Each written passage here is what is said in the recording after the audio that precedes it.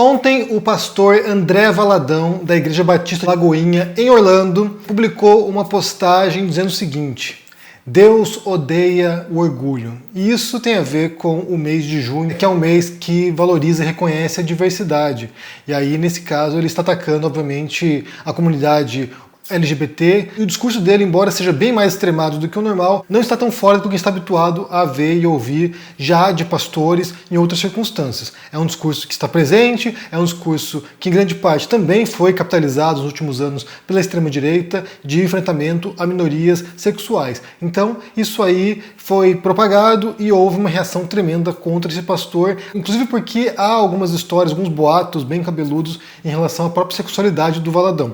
Mas o fato é que essa história viralizou e a gente pode pensar algumas coisas sobre isso, porque a primeira coisa que tem que pensar é que na Bíblia há pouquíssimos trechos explícitos condenando a homossexualidade. Há pouquíssimos trechos, se não me engano há 2 trechos ali, alguns bem ambíguos, mas, por outro lado, há inúmeras outras proibições relacionadas a outros tópicos, né? A primeira coisa que me vem à cabeça, né, é essa ideia de que Deus, uma entidade transcendental, toda-poderosa, onisciente, onipresente, onipotente, odeie alguma coisa que ele criou, porque tudo no mundo, segundo a Bíblia, pelo menos, segundo a visão monoteísta, tudo no mundo foi criado por Deus. Então, Deus criou animais, pedras, né, minerais, criou vegetais, criou seres humanos, inclusive criou os próprios gays. Então, assim, não me parece que faça muito sentido, tenha muita lógica pensar que Deus odeia a sua própria criação. Então, primeira coisa, né? Mas o fato é que Deus odeia muita coisa. O Deus da Bíblia cristã, né, o Deus da Bíblia judaico-cristã, ele tem muitos preconceitos, ele tem muitas noções ali que são bem esquisitas. Se você ler, por exemplo, os primeiros livros da Bíblia, né, que tem várias leis codificadas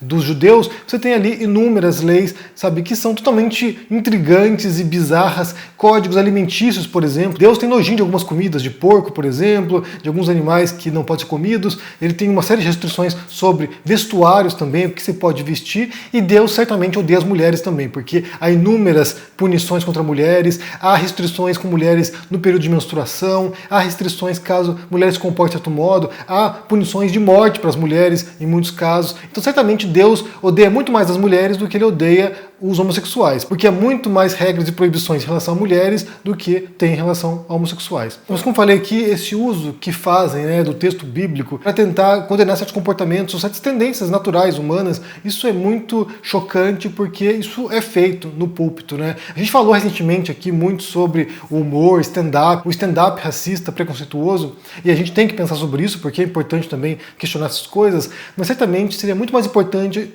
e mais emergencial, porque tem muito mais impacto social do que o stand-up, pensar no impacto que esses preconceitos têm no interior das igrejas evangélicas, mas não apenas. Na Igreja Católica também existe isso, embora seja bem mais plural o negócio. Mas o fato é que a gente tem observado ao longo dos últimos anos uma radicalização do discurso religioso e a infiltração desse discurso na política também, que eu já mencionei várias vezes como é um risco tremendo, né? Algo muito preocupante, o modo como esses grupos evangélicos estão tomando esses espaços de poder e, pouco a pouco, moldando também a percepção coletiva sobre isso, e aí levando também a leis que favorecem esses grupos. Até tem agora especulações de uma PEC apoiada pelo novo governo, que daria mais isenções fiscais para igrejas, pode despertar alertas para a gente, né? Claro que há a intenção de tentar rebanhar mais esse segmento, que é um segmento enorme e crescente, mas, por outro lado, até que ponto que isso não vai alimentar a cobra que vai te picar no futuro também, como já aconteceu anteriormente, né? O governo Dilma também se aproximou dos evangélicos e depois esses mesmos evangélicos vão lá e participam e contribuem para o impeachment dela.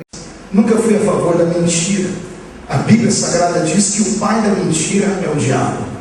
Então fui atrás do pessoal do PT, eles também me procuraram, conseguimos uma reunião com a ministra Dilma. Foram rápidos os momentos, mas foram decisivos da minha decisão, da minha opinião. Eu ouvi aquela mulher falar. Eu sentei com o Michel Temer, estivemos agora numa reunião em São Paulo, semana passada, segunda-feira. Eu ouvi da boca dele dizer que ele nunca foi satanista, que ele é um cristão devoto.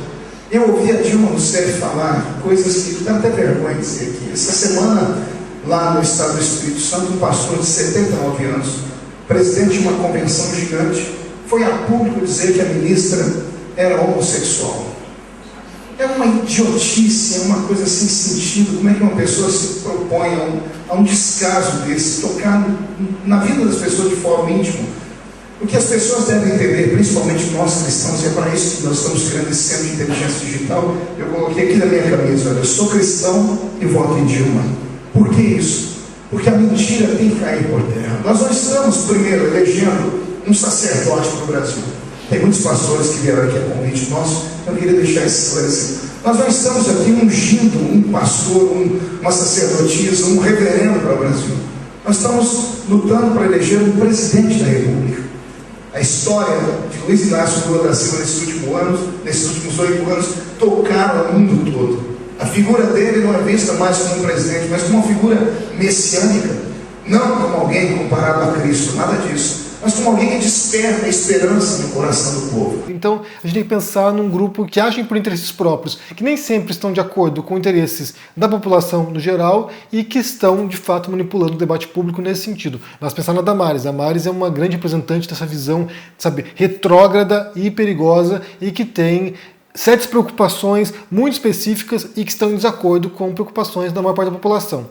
Então, a primeira coisa tem a ver com isso, né? Um pastor que usa o livro religioso para destilar preconceito, para perseguir minorias, para disseminar ódio contra grupos, né? Então, assim, Deus tem ódio de um grupo. É basicamente ele pegar um texto religioso, ainda mais o texto religioso cristão, né? Os evangelhos, que são um texto de amor, um texto de tolerância, um texto de respeito ao próximo, pegar textos religiosos que deveriam pregar o amor e, no final das contas, o que ele prega é ódio. Deus tem ódio. É basicamente um discurso de ódio que ele propaga e ele está ali protegido ou respaldado, nesse caso, pela legislação americana, que é muito mais tolerante nesse sentido do que a brasileira, né? Embora ainda haja proteção no Brasil ao discurso religioso, né? A liberdade religiosa, isso incluiria, em tese, até discurso homofóbico dentro das igrejas.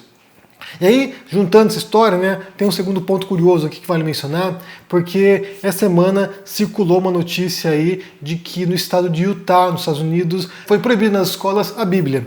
Por quê? Porque um estado, né, Utah, tão religioso, onde nasceu o movimento Mormon, por exemplo, por que nesse estado tão religioso, por que lá foi proibido Bíblia nas escolas? E aí é o modo como muitas vezes a oposição a esse tipo de discurso reacionário, retrógrado e atrasado tem que proceder, né? Porque em 2022 passou uma lei em Utah que proibia nas escolas livros pornográficos, obscenos ou indecentes. Tem alguns termos que são utilizados ali, né? Aí alguns pais, com base nessa lei que foi aprovada no estado, resolveram usar isso para tentar retirar as Bíblias dos colégios, porque, segundo eles, a Bíblia também tem, sabe, cenas imorais, violentas, indecentes. E aí o juiz decidiu a favor desses pais, dizendo que realmente tem cenas perturbadoras na Bíblia que não seriam apropriadas para crianças menores. E aí, é claro, né, quem já leu a Bíblia, quem já tem, sabe, essa formação bíblica, quem já dedicou um tempinho para ler alguns textos da Bíblia, sabe que tem trechos muito violentos ali, tem trechos bastante questionáveis, né? Tem incesto, tem, sabe, massacres lá dentro, perpetrados até pelos judeus, inclusive, né? Não apenas por outros grupos pagãos, mas pelos judeus. Tem cenas que são bem perturbadoras mesmo, e claro que nesse sentido aqui eles usaram o feitiço contra o feiticeiro. Então, assim, vamos usar aqui a lei contra livros indecentes, que está sendo usado para muitos livros, sabe? Vamos supor aqui um livro como Trópico de Câncer, do Henry Miller, um clássico da literatura americana, que provavelmente está proibido agora das escolas, porque se enquadraria nesse quesito. E aí usar essa lei, que é uma lei para perseguir livros do mundo, né, para perseguir livros não religiosos, usaram para proibir agora também a Bíblia. Não deixa de ser curioso isso. E basta pensar, por exemplo, o próprio Evangelho, né, o modo como cenas violentas estão presentes na Bíblia. A crucificação. A crucificação é uma cena de tortura. É Jesus, um líder de uma seita religiosa na Judéia, e que é torturado pelos romanos, crucificado, uma morte dolorosa, lenta, a pior punição que existia no Império Romano. Ele é torturado, morto, e a cruz se torna o símbolo da religião. Essa é uma coisa muito interessante, né, para você pensar, né, como é bizarra, inclusive. Um símbolo de tortura, que era a cruz, se tornou um símbolo religioso. É quase o equivalente se a cadeira elétrica virasse um símbolo religioso, né? O símbolo de uma religião virasse uma cadeira elétrica, o contorno de uma cadeira elétrica. Porque é isso. Eles pegaram um símbolo de tortura e transformaram num símbolo de fé. Claro, para poder representar, né, o martírio de Jesus, o sacrifício que ele fez por todos nós, entre aspas, mas o fato é que houve uma ressignificação de um símbolo que era brutal. E mesmo o Evangelho inclui cenas muito violentas. Quem viu, por exemplo, o filme do Mel Gibson, dirigido pelo Mel Gibson, A Paixão de Cristo, tem uma ideia de quão brutal era de fato a tortura executada pelos romanos contra prisioneiros. Então não há dúvida de que a Bíblia é muito violenta. Inclusive tem um estudo de alguns anos atrás, aí, um estudo feito, que comparou o grau de violência entre a Bíblia Bíblia e o Corão, ou seja, o livro sagrado dos muçulmanos. E se chegou à conclusão de que a Bíblia judaico-cristã é muito mais violenta do que o Corão. Então, assim, a gente fala de um livro que é usado como referência moral, né, referência religiosa por milhões de pessoas, por bilhões de pessoas no planeta, né, e no Brasil também, é um país bastante religioso, é usado como referência moral, e esse livro, ele tem, como eu falei, cenas e trechos muito questionáveis, e nesse caso, agora nessa decisão, foi proibido agora nas escolas, para uma faixa etária. Eu fico pensando no Brasil, qual será o momento em que religiosos moderados, ou ateus, né, ou pessoas sem religião, vão começar a perceber os riscos da tomada religiosa e vão começar a enfrentar e usar essas leis a favor de si próprios também, de modo a bater o pé e defender certos princípios elementares de uma democracia laica. Porque é isso, né? A religião faz parte da sociedade, a religião ela é compartilhada, existem diferentes religiões também, diferentes vertentes religiosas, não apenas cristãs, de outras vertentes também. Enfim, as pessoas têm direito de seguir e praticar suas religiões como bem entender, mas isso não deveria interferir de maneira direta na esfera pública e quando houver algum tipo de crime, como é o caso do Valadão, né, que as pessoas possam ser investigadas e punidas.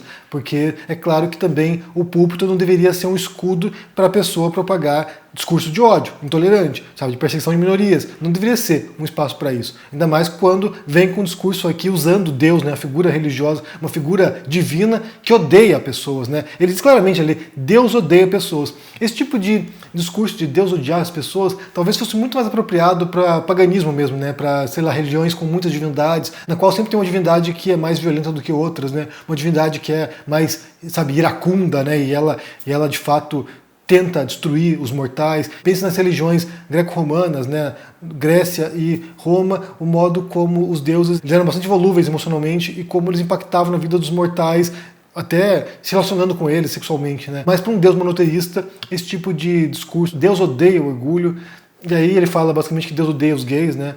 É muito complicado, de fato, aceitar isso de maneira, sabe, acrítica, né? Imagina, que absurdo você pegar lá Deus odeia alguma coisa. Deus odeia as mulheres, como eu falei, né? Se você pega a Bíblia, certamente ele odeia as mulheres muito mais do que ele odeia qualquer outro grupo dentro da Bíblia. Talvez só os infiéis sejam mais odiados por Deus. Mas o fato é que a Bíblia tem trechos muito problemáticos, trechos que lidos de maneira tanto contextualizada quanto descontextualizada permitem de fato você segregar certos grupos e propagar ódio, sim. Permite, não dá para negar isso. É um livro que apresenta valores da Era do Bronze, então de fato permite sim isso. E só lembrando que o próprio Evangelho, o que ele faz é retratar a tortura, execução de um homem, e o símbolo de tortura romano se tornou um símbolo religioso, e que até hoje as pessoas andam pendurado, né? É um símbolo de tortura, é uma cadeira elétrica da era romana, basicamente. Eu quero saber o que vocês pensam sobre essa história do André Valadão, o pastor, dizendo isso, né? Deus odeia o orgulho. O que você pensa sobre essa história? Deixa aqui embaixo no comentário. E também sobre essa decisão nos Estados Unidos, em Utah, um estado americano, no qual um juiz decidiu que Bíblia é um livro com cenas complicadas, indecentes e que deveria ser proibida também em escolas para uma certa faixa etária. O que você pensa sobre isso aqui? Se você concorda com essa decisão, se você acha que isso é apropriado ou não, deixa aqui embaixo no comentário, deixa o joinha, se inscreva no canal aqui, se torne um membro ou um apoiador para uma força. E também confira o lançamento meu com Caroline Arcari, ilustrações do Thiago Egg, o livro chamado Olga Descobre a Democracia. É um livro explicando conceitos básicos de política para crianças e fará parte de uma série de livros com essa temática. Tá bem legal, tá bem lindo, tô apaixonado por esse livro. Confira aqui, link na descrição. Um forte abraço para você e se cuide. Tchau!